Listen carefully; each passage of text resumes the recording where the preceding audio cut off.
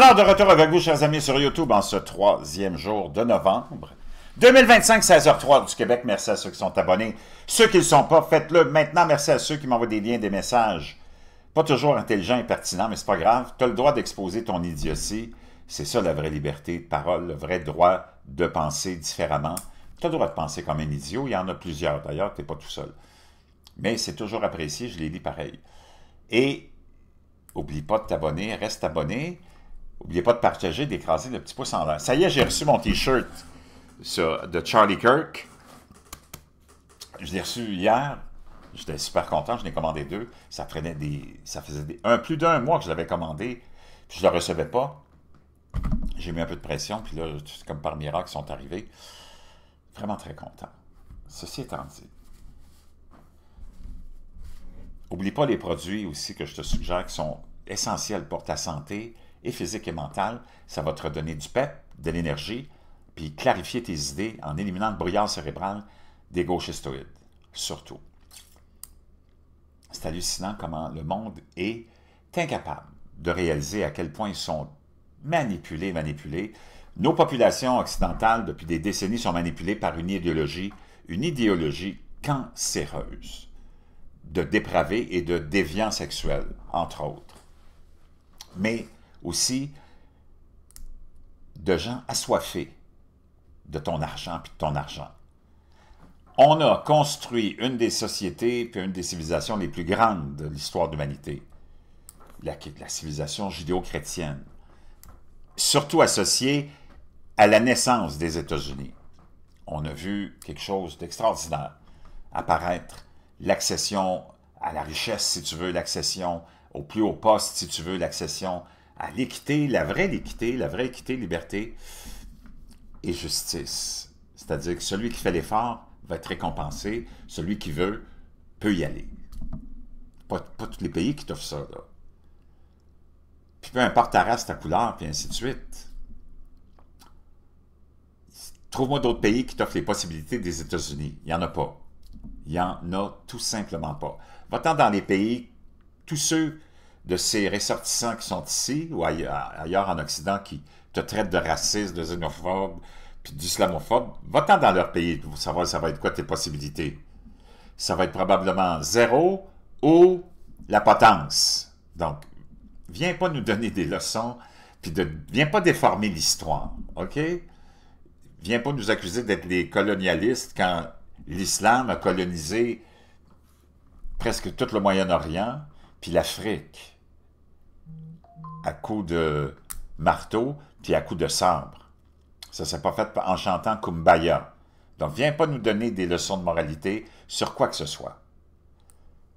Ceci étant dit, ça c'est sans dénigrer qui que ce soit, mais c'est juste que je t'ai écœuré d'être toujours culpabilisé, puis que vous vous culpabilisiez, que vous fassiez de l'autoculpabilisation, OK? Puis que les autres se fassent de l'auto-victimisation. Ces gens-là, ils crient au loup, quand ils sont minoritaires. Mais je peux dire une chose, quand ils sont majoritaires, tu iras voir les minorités, il n'y en a plus. Elles n'existent plus. OK? Donc, viens pas nous faire suer. C'est ça qui me met en beau joie le vert, comme dirait l'autre. Moi, j'ai été avec plusieurs femmes de plusieurs nationalités. Il n'y a personne qui m'a accusé de racisme. Puis de parler comme ça, c'est pas d'être raciste. Puis tu as plein de monde qui sont naturellement toujours sans argument. Tous ceux de la gauche, les innocents de nos populations, nous autres qui se sont fait endoctriner puis qui sont devenus les idiots de service. Oh, on les a convaincus que si tu osais poser une question sur quoi que ce soit, par exemple sur l'islam, moi, t'es un raciste, t'es un islamophobe. De quoi tu parles? Voyons. C'est la seule... Ben, c'est pas vraiment une religion, d'abord, là. Parce que c'est tout un concept socialo-politique. C'est pas vraiment une religion. Puis Dieu veut que tu sois son esclave, son soumis. Puis la femme est soumise. Puis c'est tout aux antipodes, peut-être même de tes propres croyances, toi, l'idiot de service, puis de tes convictions. Mais tu t'es fait convaincre que tu ne pouvais pas parler de ça.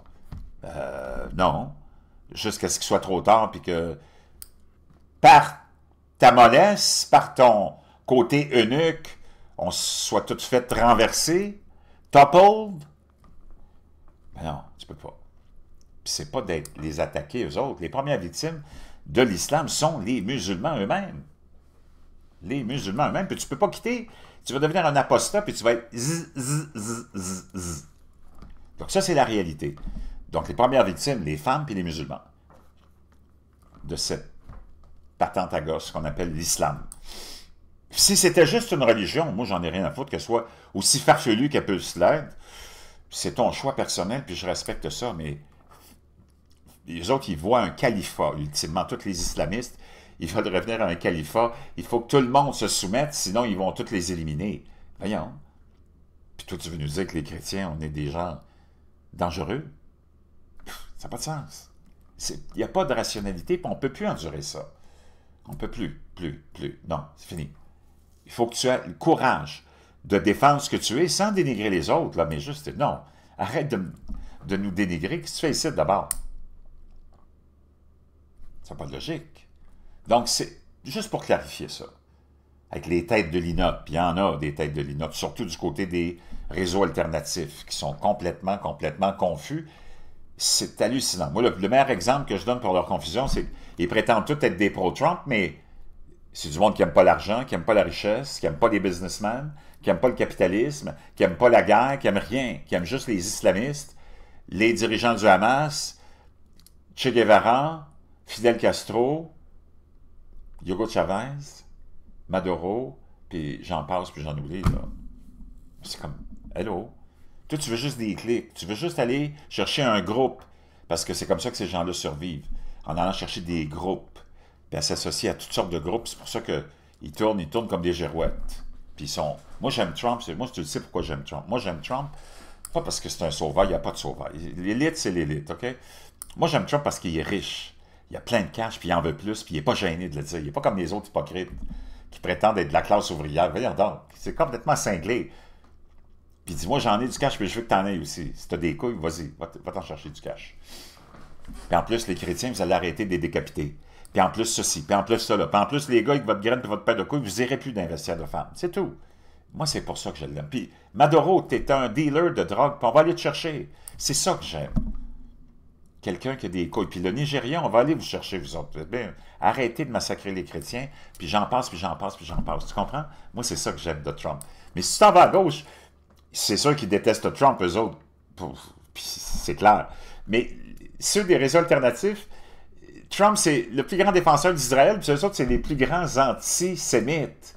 Puis tu me dis que tu es un pro-Trump. Tu étais là juste parce que tu vas aller chercher des clics avec les pro-Trump, les clics avec le pro-Hamas, les clics avec les antisémites. T'as aucune conviction. Tu tiens sur rien. C'est vraiment vacillant ton affaire, là. Pas fort. Juste pour étayer mes propos, Zoran Mamdani, ça c'est celui qui va peut-être, malheureusement ou heureusement, parce que ça va donner l'exemple de ce que c'est de se faire islamiser par des petits baveux qui sont même pas nés aux États-Unis, puis qui sont d'un père très choyé par les Américains, puis d'une mère très choyée par les Américains, puis lui-même très choyé par les Américains, puis qui prétend qu'il est une victime du racisme puis de l'islamophobie. Puis là, qui nous dit, oh, moi, je reçois plein de menaces de mort. Puis là, il a raconté une histoire complètement mensongère, supposément sur sa tante, il nous disait, mon Dieu, elle avait peur de sortir puis de prendre le métro après les attaques du 11 septembre. Pardon? Elle est où la rationalité là-dedans? Il n'y en a aucune, parce que c'est complètement faux.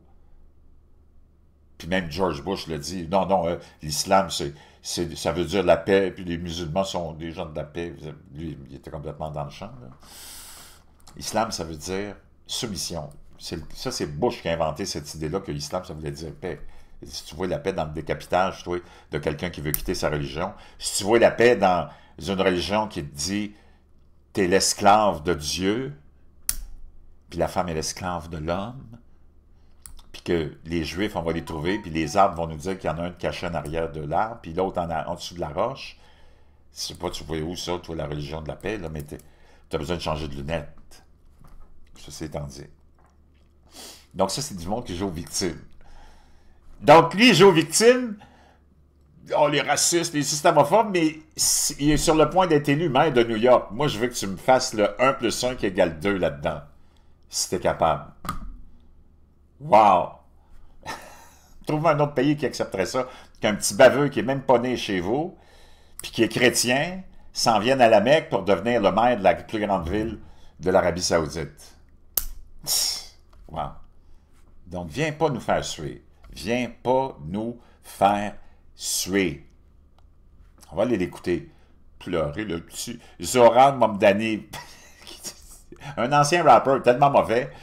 Sa mère, c'est Myrana, celle qui a fait Salam Bombay, puis son père, c'est un Ougandais, professeur à l'Université de Columbia, pour des gens qui sont victimes de l'islamophobie. Puis leur fils, le petit poster boy, peut-être pourrait devenir maire de New York demain ou après-demain. Aïe aïe, bonjour les victimes. Tu vis dans quel univers, toi, le bozo? Ça. I get threats on my life. Oh, puis il met des larmes parce que lui, c'est un acteur. Sa mère, c'est une grande réalisatrice, tu comprends? Oh, j'ai eu des menaces contre ma vie. Let me put... Ouais, t'as eu des menaces contre ta vie. Toi, ça veut dire que... Qu'est-ce qui est le plus rationnel, tu penses? Une femme à New York, chrétienne, qui se promènerait dans ces conditions-là, maintenant, ce qui est devenu New York, qui aurait peur de se faire attaquer, ou une femme voilée, tu penses? Entre toi et moi, là. Sois honnête. Ou une juive qui se promène à New York avec tous les fous furieux que tu as là-bas, et un maire qui est sur le point musulman, affilié au Hamas, affilié aux terroristes, qui déteste les Juifs, ou lui, dans sa petite bulle d'élite privilégiée, lequel tu penses des deux, la femme chrétienne, la femme juive, ou ce petit baveux-là qui serait qui a peur, puis qui est rationnellement équilibré en disant qu'il a peur parce que c'est un musulman, ou ce serait plus les deux autres femmes dont je viens de te donner la description? Je sais pas. Réponds-moi dans la boîte de commentaires. D'autres bons versets du Coran que probablement tu veux pas entendre, toi, si t'es musulman, mais c'est pas de ta faute, comme je te dis. T'as été endoctriné, puis tu peux pas t'en sortir. Parce que si tu t'en sors, tu vas te faire... Si t'es dans un pays comme les nôtres, tu vas juste être rejeté par ta famille, mais si t'es dans un pays musulman, tu vas te faire décapiter. Tu peux pas être un apostat. Verily, those who disbelieve in the religion of Islam, the Quran and Prophet Mohammed. Donc, tous ceux qui ne croient pas en l'islam et le prophète Mohammed, que la paix soit sur lui. From among the people of the scriptures. Donc, les gens qui sont des écritures qui précédaient cette histoire racontée de toutes pièces dans un livre écrit 250 ans après l'existence de ce gars-là, dont on ne connaît même pas le nom parce que Mohammed, c'est pas son prénom, puis qui a fait avancer l'islam avec la décapitation puis la destruction de populations entières, que la paix soit sur lui. Donc il dit que tous ceux qui ne croient pas dans la religion de lui, ça c'est dans le Coran, là, 98-006, les Juifs et les chrétiens, et Al-Moskrikon, ben ça devait être une autre croyance en le temps, will be abide in the fire of hell, brûleront dans le feu de l'enfer. They are the worst of creatures, c'est les pires des créatures. Donc, si toi, en tant qu'enfant, c'est juste des affaires comme ça qu'on t'a lu, moi, j'essaie de me trouver l'équivalent dans le Nouveau Testament, toi. De rhétorique haineuse comme ça. Tu vois bien que ça vient pas de Dieu, là. Tu n'as pas besoin d'aller à l'école bien longtemps, là. Tu n'as pas besoin d'aller à l'école bien longtemps. You, true believers in Islamic monothéisme, vous, les vrais croyants dans l'islam monothéiste, and real followers of Prophet, Sa and his Sunnah, legal ways, blablabla, are the best of people ever raised up for mankind. Vous êtes les plus grands, les meilleurs gens de la race humaine, disons, you, mankind. Wow, OK. Ilhan Omar, ça c'est la représentante musulmane de la Somalie, qui est rentrée comme une réfugiée, qui s'est mariée à son frère pour faire rentrer son frère aux États-Unis. Puis qui crie sous tous les toits que c'est une victime, elle s'est fait élire au Congrès américain. C'est encore là, c'est comme... Trouve un autre pays où tu pourrais faire ça. Et maintenant qu'elle a été exposée, elle qui prétend être une victime, sa fortune personnelle vient d'atteindre 30 millions de dollars. Moi, je ne sais pas, mais je n'ai pas la même définition de victime que ces gens-là. Un autre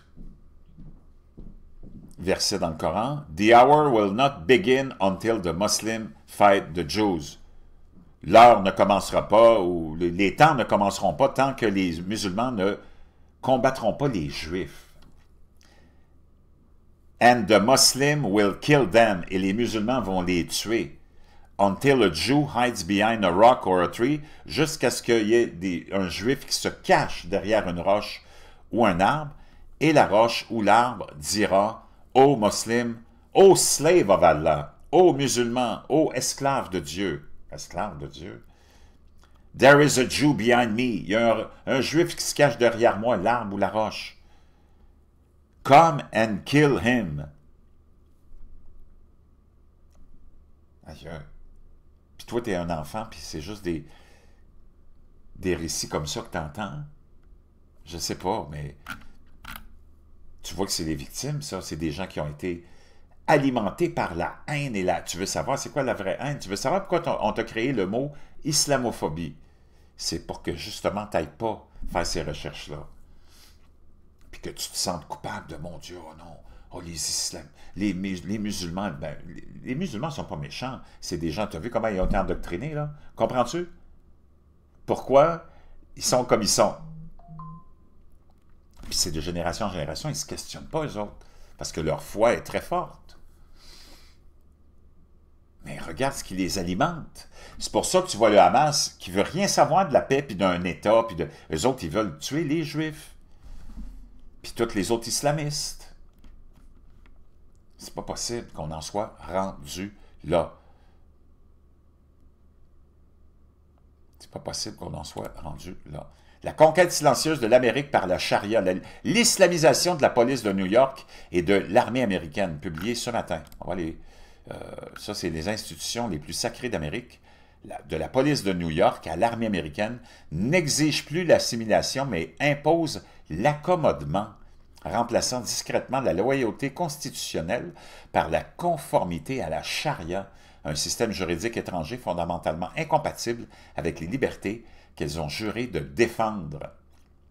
Se tenant fièrement devant les drapeaux américains et pakistanais, une future officière de la force de police new-yorkaise, la première femme pakistano-américaine à servir à la fois dans la US Air Force et au sein du département de police de New York, célébrait le fait que les deux institutions aient pris en compte ces exigences religieuses islamiques. Comment tu peux avoir ça dans l'armée? Moi, je ne sais pas, là, mais ça n'a pas de sens. Puis même dans les services de police. Elle a décrit avec fierté comment elle n'avait jamais eu à retirer son hijab, même lors de l'entraînement au masque à gaz dans l'armée, comment elle avait obtenu une exemption complète pour motifs religieux concernant le port de l'uniforme, comme les deux institutions avaient adapté les exigences de l'entraînement physique, lui permettant de porter des manches longues au lieu des t-shirts de sport réglementaires, et comment la police de New York et l'armée fournissaient des repas halal, conformes à la charia, aux frais du contribuable. Puis toi, tu es une victime. Wow! Sa vidéo ne parlait pas de servir l'Amérique, mais de la façon dont l'Amérique allait plier ses traditions et ses réglementations pour la servir, elle et ses exigences islamiques, une déclaration selon laquelle les uniformes les plus puissants du pays se soumettent désormais au diktat de la loi islamique. Wow! C'est complètement hallucinant, du combat à la conformité. Autrefois, l'armée et la police américaine incarnaient l'uniformité. Air Force के साथ-साथ और NYPD के साथ-साथ मैं online bachelors कर रही हूँ of law. Graduate कर रही हूँ अक्टूबर में and I will be a police officer. जब से मैंने फौज... Wow. Chaque aménagement, une exemption du hijab ici, une cuisine halal là-bas, érode le fondement neutre des institutions américaines. Le premier devoir de l'armée est l'unité nationale, non l'exemption religieuse. Pourtant, elle est devenue l'un des plus fervents promoteurs de la diversité au détriment de la discipline, accordant des dérogations à la charia tout en sanctionnant les soldats qui expriment leur foi chrétienne. Comment une nation peut-elle se défendre contre l'extrémiste ou l'extrémisme islamique à l'étranger tout en codifiant institutionnellement la charia à l'intérieur de ses frontières? Lorsqu'une recrue de l'armée de l'air peut dire fièrement « Ils ont pleinement pris en compte mes besoins, ils ne m'ont jamais demandé d'enlever mon hijab », elle ne décrit pas seulement l'inclusion, elle décrit un précédent, un principe que les futures recrues musulmanes invoqueront désormais, non pas comme un privilège, mais comme un droit. Ce précédent ne se limite pas aux vêtements, il s'étend à des chaînes d'approvisionnement alimentaire exclusivement halal, financées par le gouvernement fédéral, certifiées conformes à la charia et appliquées sur les bases militaires. Des pauses pour la prière sont prévues pendant des heures de service, même en zone de combat, ségrégation des sexes et aménagements liés à la pudeur pendant l'entraînement physique. Chacune de ces exemptions redéfinit la mission, transformant l'armée américaine, force en défense nationale, en une expérience d'apaisement religieux. C'est un double standard, nous dit-on, dans cet article de Rare Foundation. Nous avons trop longtemps assisté à ce double standard à travers l'Amérique. Un soldat chrétien citant les Écritures sur sa base est sanctionné, tandis qu'un soldat musulman exigeant l'application de la charia, un système fondamentalement contraire à la Constitution américaine, est célébré. Ce n'est pas de la diversité, c'est un déplacement de population. Le credo américain d'une nation sous l'égide de Dieu a été remplacé par un credo bureaucratique d'une multitude de dieux sous réserve de l'approbation du gouvernement, l'islam passant toujours en premier. Le système même qui est toléré au sein des forces armées et de la police américaine contredit directement la Constitution qu'elles ont juré défendre. Le droit islamique n'est pas simplement un système de croyances privées, mais un code juridique complet régissant la religion, la politique, l'économie et la conduite personnelle, avec des principes qui défient ouvertement et contredisent directement les protections constitutionnelles américaines. La charia, le droit islamique, n'est pas un ensemble de croyances morales vagues, mais un système juridique contraignant issu du Coran, des hadiths, la parole et les actes du prophète Mohammed, et de siècles d'interprétations juridiques compilées dans des ouvrages classiques tels que le Guide du voyageur. Elle régit tous les aspects de la vie, la justice pénale, la parole, l'habillement, le culte, le droit de la famille et même la guerre, et exige la suprématie sur tous les autres systèmes juridiques. Oh, suprématie, je pensais que c'était la suprématie blanche. Selon la charia, la loi islamique, l'apostasie est punie de mort. Elle constitue une violation de la liberté de religion. Le blasphème est passible de la peine de mort. Il constitue une violation de la liberté d'expression. Les femmes et les non-musulmans sont juridiquement inférieurs, ce qui constitue une violation du principe d'égalité devant la loi. Et la charia revendique la suprématie sur toutes les lois humaines, violant ainsi la clause de suprématie de la Constitution américaine.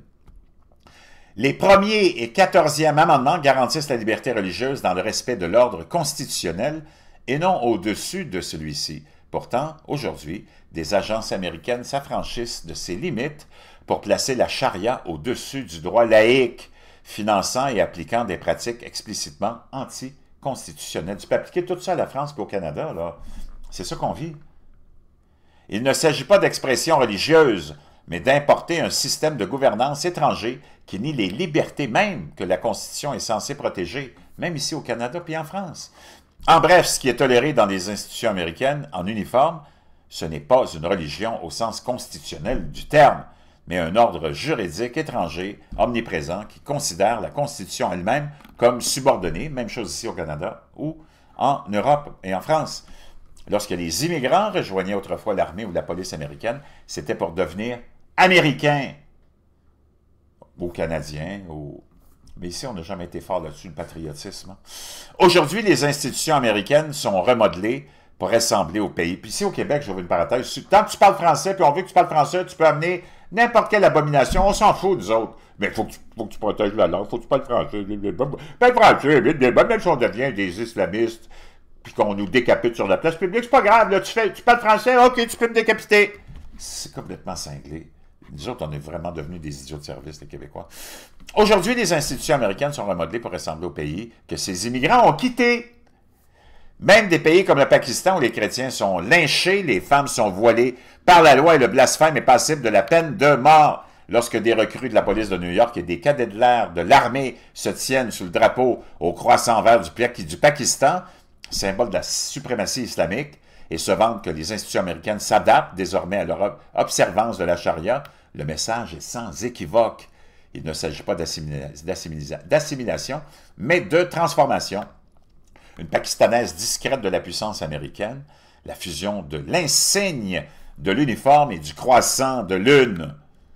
La plus grande menace pour la sécurité de l'Amérique ne vient pas seulement des ennemis étrangers, pour le Québec, puis le Canada et la France c'est pareil, mais aussi de la normalisation de la charia au sein de nos institutions, de notre police et de nos écoles. Pendant que nos soldats combattent les terroristes à l'étranger, nos bureaucrates importent leur idéologie au Pentagone, au Canada, dans l'armée canadienne, française et ainsi de suite, au sein de la police de New York et dans les salles de classe, le tout sous le couvert de la diversité.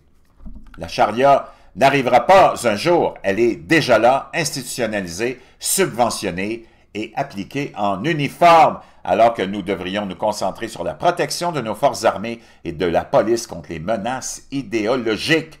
Washington, Québec, Ottawa, Paris et les dirigeants locaux font le contraire. Ils tordent nos lois pour les satisfaire. En 2011, Rick Wommack, représentant de l'État du Tennessee, vétéran et pilote de l'armée de l'air, avait tenté d'alerter le pays. S'appuyant sur les données du ministère de la Justice relatives au terrorisme, il a révélé qu'entre 2000 et 2010, les États-Unis ont connu 323 actes de terrorisme intérieur, dont 290 perpétrés par des islamistes radicaux. Cela représente plus de 85% de tous les incidents terroristes survenus durant cette décennie et liés à l'islam. Avant 2000, la plupart des actes de terrorisme intérieur étaient le fait du Ku Klux Klan, d'anarchistes et de militants syndicaux radicaux. Mais après le 11 septembre, la menace a changé et Wommack l'a clairement perçu. Il a déclaré « S'ils sont véritablement des musulmans fervents et suivent le Coran et la Sunna, alors leur loyauté va à la charia et non à la Constitution. » And this is from the Department of Justice. The Department of Justice put out statistics from terrorist acts from Civil War to 2000. Donc, il explique ça. Puis, en tout cas, tu as compris mon point de vue, on est arrivé à la fin. 14 ans plus tard, l'avertissement de Wommack est devenu réalité. Les gardiens de l'Amérique sont conditionnés à obéir plutôt qu'à défendre, à s'accommoder plutôt qu'à s'intégrer. Les pakistanisations ou la pakistanisation de nos forces de police et militaires n'est pas à venir, elle est déjà là. Donc, on est peut-être déjà tombé au Québec, au Canada, en Europe et maintenant même aux États-Unis. Je veux tes commentaires là-dessus, sans dénigrer qui que ce soit. C'est juste pour comprendre ce qui se passe. C'est très dangereux. Ceux qui te parlaient des francs-maçons, oh mon Dieu, les méchants francs-maçons, le gouvernement mondial s'en vient, la religion mondiale s'en vient. Ben, peut-être que tu l'as déjà, puis c'est ça la religion mondiale qu'on pousse. T'as vu? Toutes les gauchistoïdes, toutes les George Soros de ce monde, l'ONU, le Forum économique mondial, toutes les têtes parlantes de la gauche, qui inclut même des juifs laïcs, séculaires, horribles, comme Soros, qui sont affiliés, associés avec les islamistes. C'est eux autres qui t'ont fait tout rentrer ce monde-là, puis qui t'imposent toutes les folies de l'agenda globaliste et mondialiste. Je ne sais pas si tu vas te réveiller à un moment donné, là. Les francs-maçons, c'est vraiment pas une menace. Les francs-maçons, c'est eux autres qui ont inventé les ponts, les pots-maçons, puis je pense à Terrebonne, c'est eux autres qui ont inventé aussi, qui ont créé la montée maçon. Mais à part de ça, c'est comme tellement du n'importe quoi. Mais les frères musulmans, watch out, mon frère, t'as vu? C'est ça qui est arrivé avec les frères musulmans, ils sont morts. Tous les pays. Ça, c'est une vraie société secrète. Quand tous tes ennemis te disent « Attention, mon Dieu, c'est les Juifs qui ont fait sauter 2 taux, c'est les Juifs qui ont tué Charlie Kirk, c'est les Juifs qui ont fait... » Ouais, OK. Faut vraiment être con.